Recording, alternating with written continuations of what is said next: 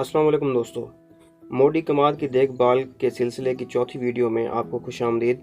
पिछली 3 वीडियोस के link description में मौजूद हैं, आप देख सकते हैं। मैं उनको दोबारा नहीं दोहरा रहा। आज वीडियो में आपको बता रहा हूँ गुज़िश्ता से आगे के बारे में। पानी लगाने के बाद वत्तर आने पर हल्का सा रेजर चलाया है।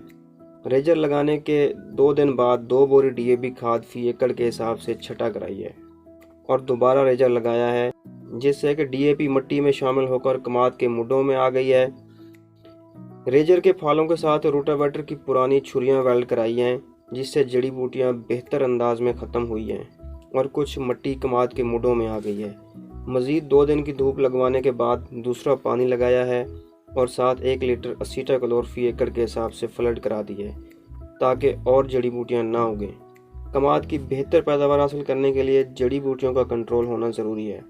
वत्तर आने पर एसीटाक्लोर का रिज़ल्ट चेक किया है, जो कि बहुत ही अच्छा रिज़ल्ट हासिल हुआ है। ये देखें, ज़मीन बिल्कुल साफ़ है, कोई नई जड़ी बूटी नहीं होगी।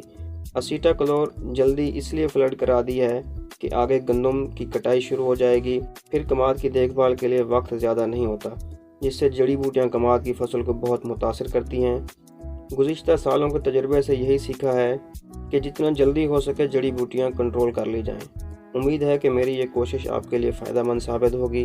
अपना ख्याल रखें और अपनी फसलों का भी। अल्लाह हाफ़िज़।